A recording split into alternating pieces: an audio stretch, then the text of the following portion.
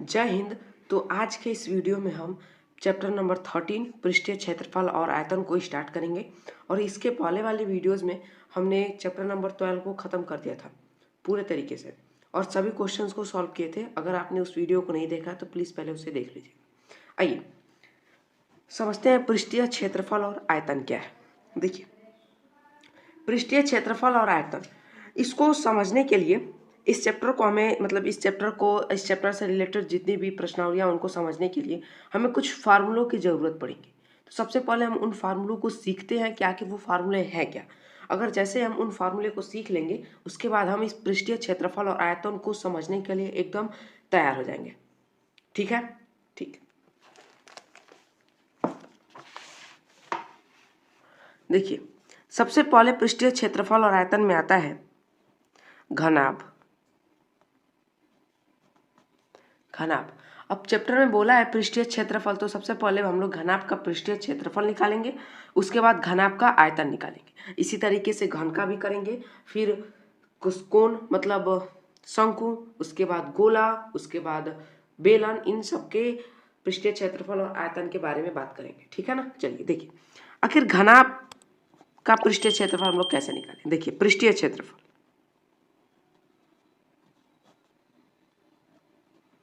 देखिए पृष्ठीय क्षेत्रफल क्या होता है। देखो, मान लीजिए ये आपका कोई घनाभ है और आपको तो ये पता ही होगा कि घनाभ में कितने फलक होते हैं। 6 फलक होते हैं। मतलब टोटल कितने सरफेस होते हैं, मतलब 6 सरफेस होते हैं। ये एक ऊपर वाला, नीचे वाला, इधर इधर, ये सब 6 होते हैं टोटल। ठीक है ना। अब देखिए पृष्ठीय क्षेत्रफल क्या, आप ध्यान से देखना। आप जिस कमरे में बैठे होंगे उस कमरे को एक बार आप ऑब्जर्व करिए। एक बार देखिए, ऊपर आपका कमरा जो है ना, जितने भी उसकी दीवारें हैं उन सभी के क्षेत्रफलों को हम निकाल के जोड़ देंगे। मतलब सभी दीवारों के क्षेत्रफल को जोड़ देंगे, इंक्लूडिंग विथ फर्श और रूफ।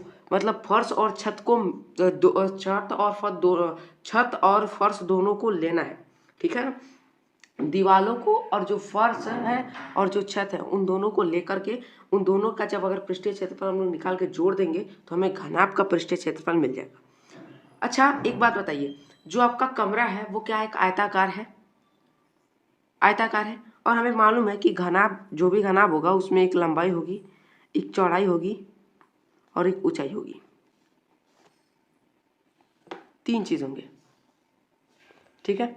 देखिए, अगर हम इस ऊपर वाले का पृष्ठीय क्षेत्रफल निकाल लें, मतलब इस वाले का क्षेत्रफल निकाल लें, फिर उसके बाद इस नीचे वाले का क्षेत्रफल निकाल दें और इन दोनों को जोड़ेंगे तो हमें छत और फर्श दोनों का मिल जाएगा। उसके बाद इन दीवालों का, इस दीवार का निकाल लें और प्लस इस दीवार का निकाल लें, फिर इस वाले दीवार का और सामने वाले इस वाले दीवार का।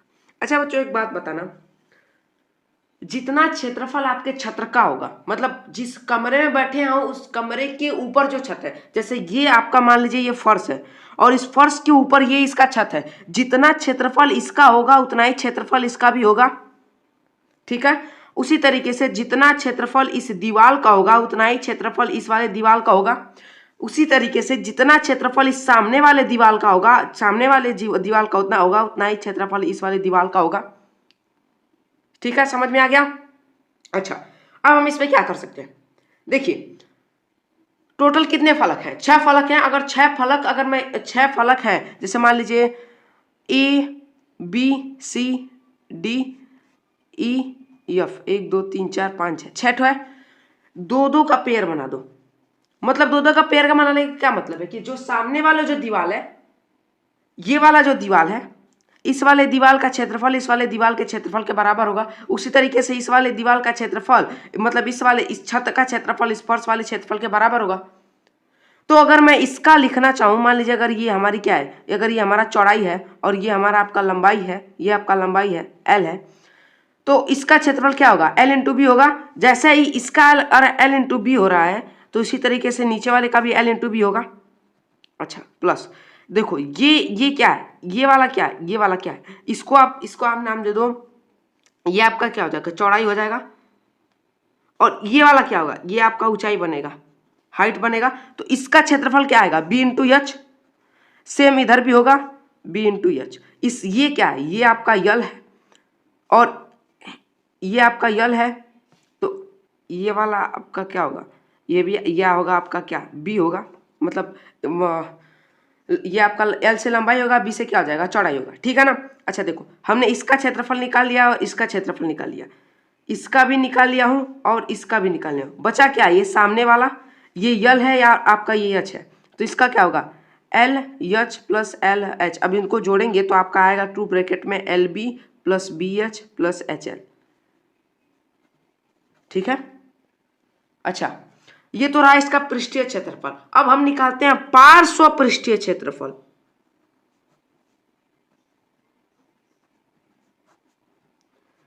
पार्श्व पृष्ठीय क्षेत्रफल मतलब खाली दीवार का क्षेत्रफल। आपके कमरे में जितने दीवार हैं उन सबका क्षेत्रफल निकाल दो। कैसे निकालोगे, अगर सर हम एक काम करें, इस पृष्ठीय क्षेत्रफल में से, इस पृष्ठीय क्षेत्रफल में से छत का क्षेत्रफल और जो फर्श है उसका क्षेत्रफल घटा देंगे तो हमें हमारे दीवारों का क्षेत्रफल मिलेगा कि नहीं मिलेगा, बिल्कुल मिलेगा। उसी तरीके से यहाँ देखो लिख सकते हैं टू ब्रैकेट में l b plus b h plus h l. ये तो संपूर्ण पृष्ठीय क्षेत्रफल, आप इसको पृष्ठीय क्षेत्रफल को संपूर्ण पृष्ठीय क्षेत्रफल भी कह सकते हो।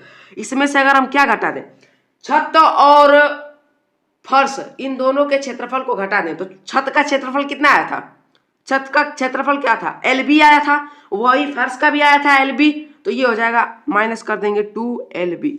एक काम करिए, इसको खोल दीजिए, two l b plus two b h plus two h l minus two l b, इससे ये खत्म, ये आपका क्या बनेगा, two b h plus two h l. अच्छा कामन क्या है भैया, एच कामन है, दो कामन है, कामन कर लो, ये हो जाएगा बी प्लस एल, ठीक है। अच्छा चलो इसको थोड़ा देखो तो हम सजा के थोड़ा कैसे लिख रहे हैं, तो देखना, तो इसको हम सजा के लिख रहे हैं, थोड़ा सा सजा के लिख दिए, कोई दिक्कत है, कोई परेशानी है, कोई परेशानी नहीं है। अच्छा अब हम बात करते हैं किसकी, आयतन की।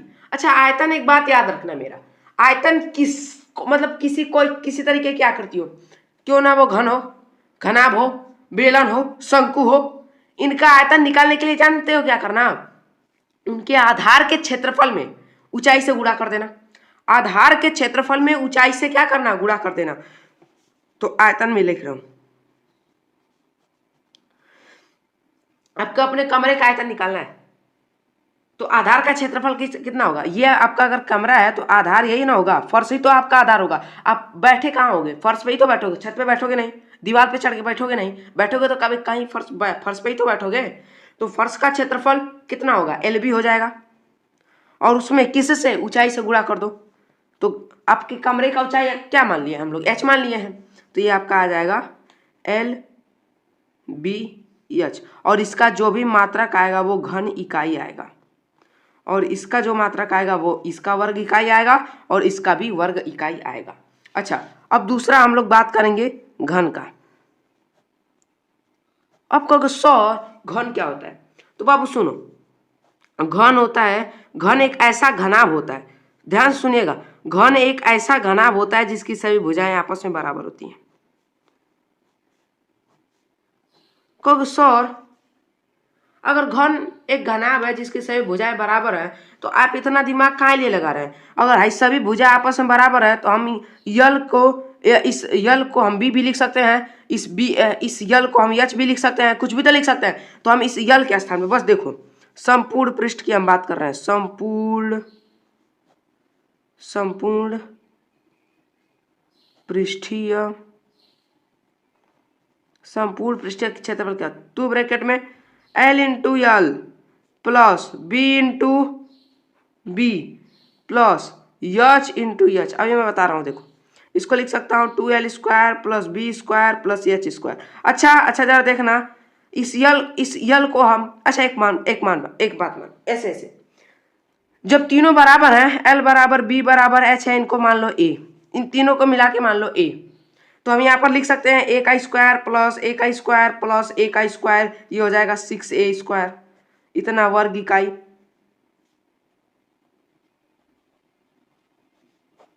हो सकता है, बिल्कुल हो सकता है। ये तो रहा घन का संपूर्ण पृष्ठ। घन का आयतन कितना होता है, आयतन, आधार का क्षेत्रफल एल स्क्वायर, मान लो ए स्क्वायर, ऊंचाई कितनी होगी, ए ही तो होगी। अगर यच भी हम मानोगे तो अगर वो घन है तो उसकी जो ऊंचाई है वो उसके लंबाई और चौड़ाई दोनों के बराबर होगी, ठीक है। तो उसको भी हम ए लिख सकते हो, तो ये आपका ए क्यूब हो जाएगा। अब हम बात करते हैं पार्श्व पृष्ठीय क्षेत्रफल बराबर, देखो पार्श्व पृष्ठीय क्षेत्रफल कैसे सर, अगर हम घनाभ के पृष्ठीय क्षेत्रफल में, घनाभ के पार्श्व पृष्ठीय क्षेत्रफल में सभी भुजाओं को एक चीज, मतलब जैसे बी के स्थान पर एक रख दें, एल के स्थान पर एक रख दें, एच के स्थान पर एक रख दें, तो हमें घन का पृष्ठीय क्षेत्रफल, पार्श्व पृष्ठीय क्षेत्रफल मिलेगा कि नहीं मिलेगा? हम कहेंगे बिल्कुल मिल जाएगा।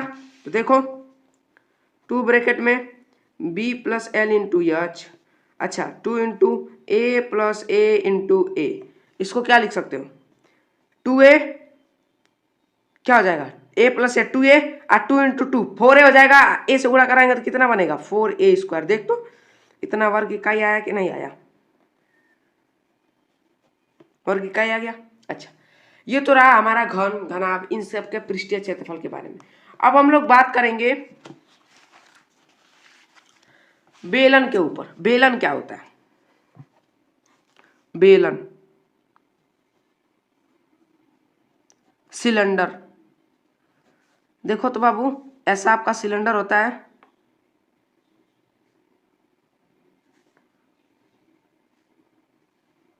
ऐसा आपका सिलेंडर होता है। अच्छा सिलेंडर में सबसे पहले बोलेगा कि निकालो इसका वक्र पृष्ठ।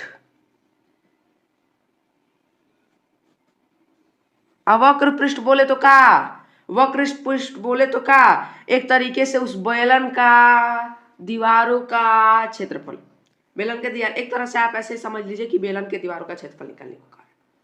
कैसे कि देखो ऐसे समझो, बेलन का वक्र पृष्ठ जो होगा यही तो होगा इसका, यही तो होगा, यही तो इसका वक्र पृष्ठ, माने बेलन के दीवार, बेलन का दीवार मतलब बेलन के चारों ओर का जो आवरण होता है। जैसे मान लीजिए ये एक बेलनाकार है, ये जो जिस हिस्सा पे मैं हाथ इस वक्त रखा हूँ, जिस हिस्सा पर हाथ रख के इस कलम को घुमा रहा हूँ, जहां जहां मेरा हाथ जा रहा है, जहां जहां हाथ जा रहा है, ये सब क्या है, इसका वक्र पृष्ठ है। ये सब क्या है, इसका वक्र पृष्ठ है, पूरा वक्र पृष्ठ का काम करेगा, इसका पूरा वक्र पृष्ठ का काम करेगा, सब वक्र पृष्ठ का काम करेगा, ठीक है। अच्छा समझ में आ गया वक्र पृष्ठ। वक्र पृष्ठ का मैं आपको क्षेत्रफल डायरेक्टली बता देता हूँ, याद रखिएगा 2 पाई आर इंटू में एच, ये किसी एक वृत्त की परिधि गुणा उसकी ऊंचाई के बराबर होता है, ठीक है। अच्छा समपूर्ण पृष्ठ की बात करें, समपूर्ण पृष्ठ, समपूर्ण पृष्ठ क्या होगा, वक्र पृष्ठ प्लस आधार का क्षेत्रफल, ठीक है। देखो इस आधार का क्षेत्रफल क्या होगा, पाई आर स्क्वायर, इसके मान लो ये त्रिज्या आर है, और जैसा यहाँ पर वृत्त बन रहा है सेम वैसा भी यहाँ तो वृत्त बन रहा है जिसकी त्रिज्या आर है, और जो इसकी ऊंचाई ये वाली ऊंचाई है यच, तो आर है तो प्लस पाई आर स्क्वायर भी तो लिख सकते हैं। इसको क्या लिख सेंगे 2 pi R into H plus 2 pi R square, common क्या मिल रहा है 2 पाई आर कामन है, कामन कर लो, ये हो जाएगा आपका एच प्लस आर, इतना वर्ग इकाई। अच्छा इसका आयतन कितना होगा भाई,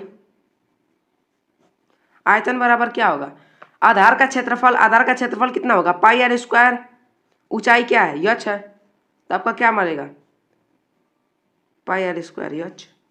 अब इसी के बाद बात करते हैं शंकु। शंकु देखो बच्चों, शंकु किस इस टाइप से होता है शंकु, शंकु कुछ इस टाइप से होता है, ये है इसकी शंकु की ऊंचाई, और ये है इस जो शंकु के नीचे जो बना है ये वाला जो वृत्त है, इसका जो त्रिज्या है मान लो आर, और ये है इसकी शंकु की ऊंचाई जिसको आप ले लो यच।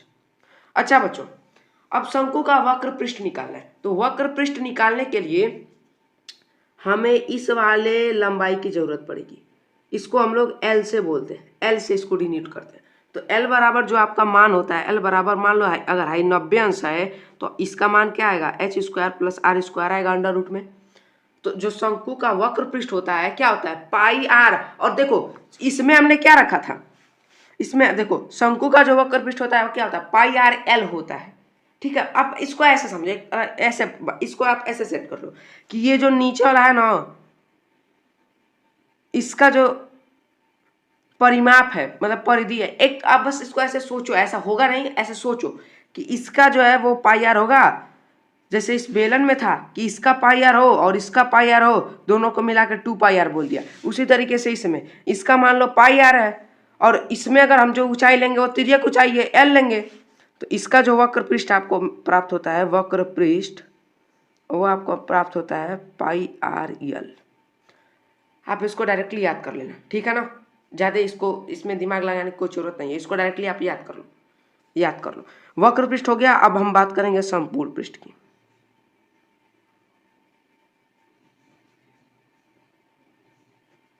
संपूर्ण पृष्ठ मैंने कहा वक्र पृष्ठ यानी पाई आर एल प्लस आधार का क्षेत्रफल कितना आएगा, पाई आर स्क्वायर आएगा। कामन क्या है, पाई आर कामन है, क्या मिलेगा, एल प्लस आर। सर जी कहोगे सर जी ये तो कुछ बेलने जैसा लग रहा है, हम कहेंगे बाबू एकदम है बेलने है, ये है एकदम बेलने जैसे लगभग करता है, दोनों में कोई अंतर नहीं है। बस देखो यहाँ पर क्या आ जाएगा, 2 आ जाएगा और यच के स्थान पर इसमें यहाँ पर देखो इसमें 2 नहीं है, इसमें 2 आ जाएगा। इसमें जो हम ऊंचाई तिर्यक ऊंचाई लेना है, इसमें इसका तिर्यक ऊंचाई की जगह एकदम लंबावत ऊंचाई मिलेगा, ठीक है। अब देखो आयतन, आयतन क्या होगा, आधार का क्षेत्रफल पाई आर स्क्वायर गुणा में ऊंचाई, इसमें आप ये लंबावत ऊंचाई लेके चलिएगा यच। और एक बात याद रखना,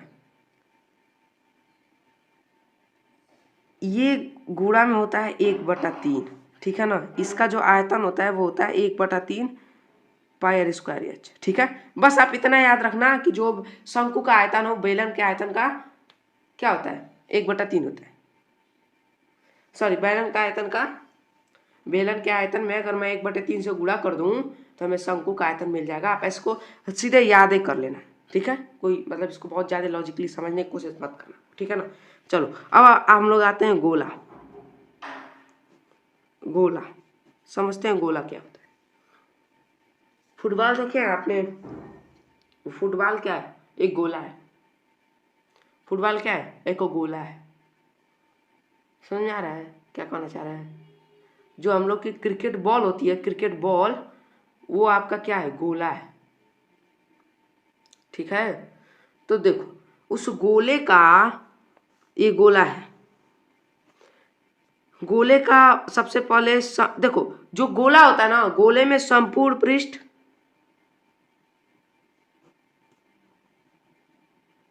और वक्र पृष्ठ या फिर वक्र पृष्ठ बोल दो या फिर पार्श्व पृष्ठ बोल दो, सब बराबर होता है, सब एक ही होता है गोला में।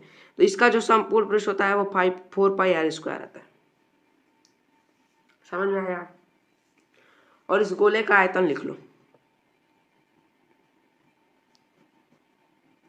इस गोले का जो आयतन होता है वो होता है आपका 4/3 पाई आर क्यूब, ठीक है।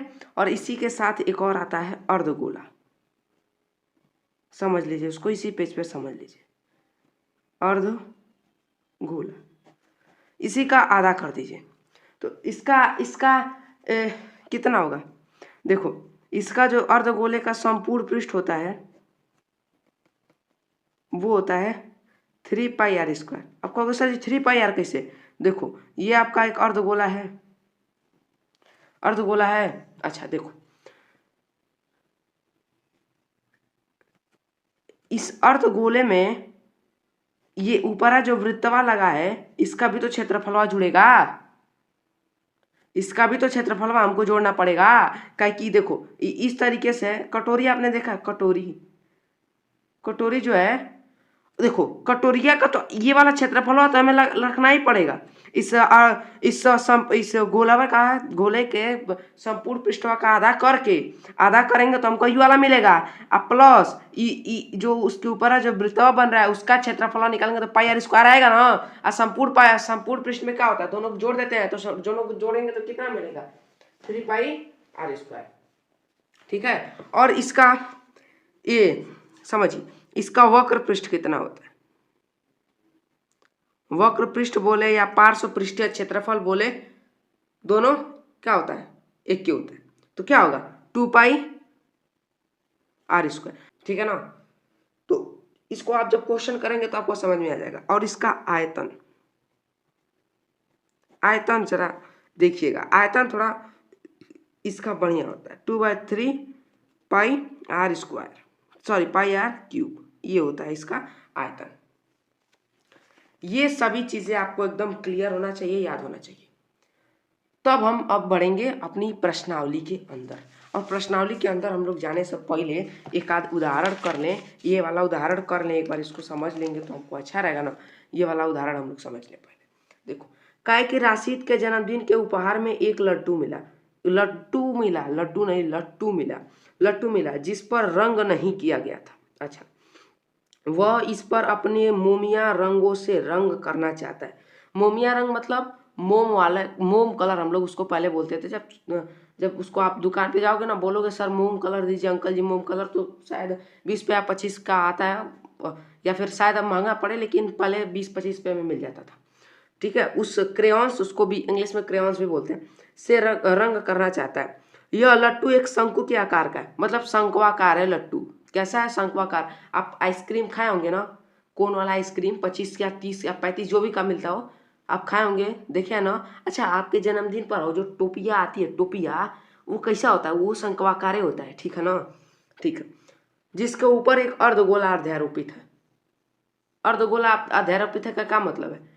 अरे, अपने जन्मदिन वाले टोपिया के ऊपर एगो कटोरी रख देना, एगो कटोरी रख देना, वो आपका अर्धगोला का काम कर देगा, ठीक है ना।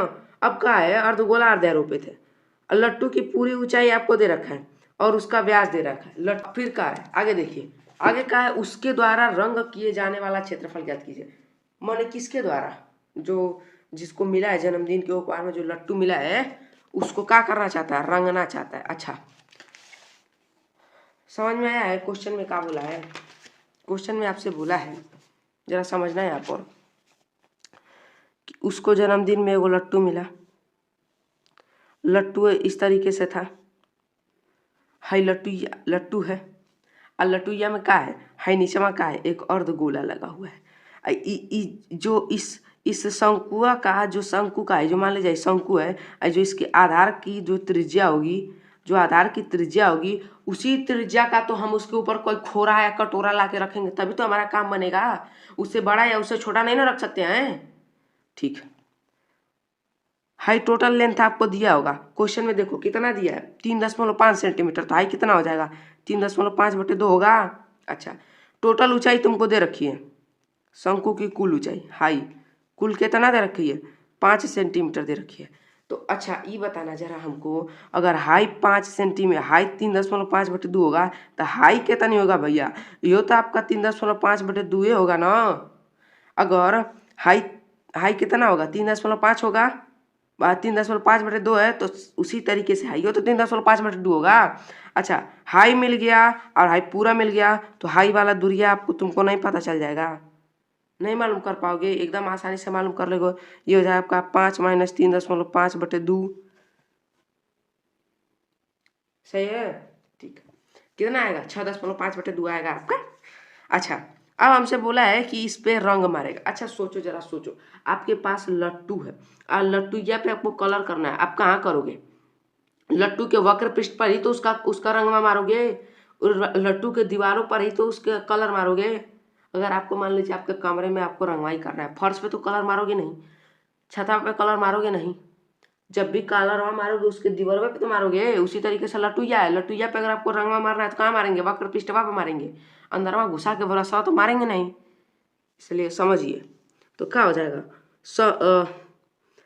क्या बोला है?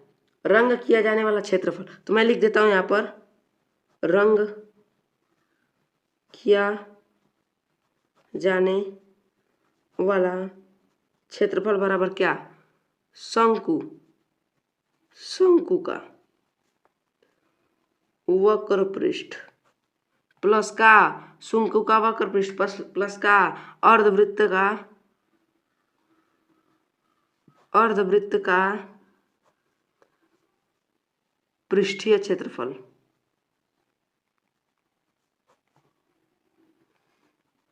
पृष्ठीय क्षेत्रफल मतलब दीवारों का क्षेत्रफल, ठीक है। अच्छा, अब सबसे पहले हम लोग निकालते हैं शंकु का वक्र पृष्ठ।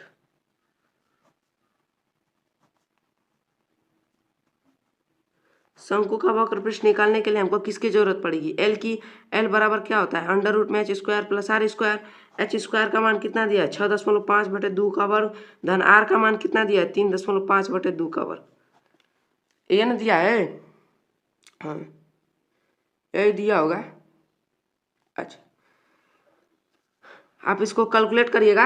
आपका लगभग कैलकुलेशन जो है आपका आएगा 3.7 सेंटीमीटर अप्रॉक्स आ जाएगा एल का मान। इतना सेंटीमीटर आ गया ना। अब देखो शंकु का क्या, शंकु का पृष्ठीय क्षेत्रफल बोलो चाहे वक्र पृष्ठ बोलो, कितना आएगा? शंकु का वक्र पृष्ठ कितना होता है? पाई आर यल होता है। पाई का मान 22/7 रख दो।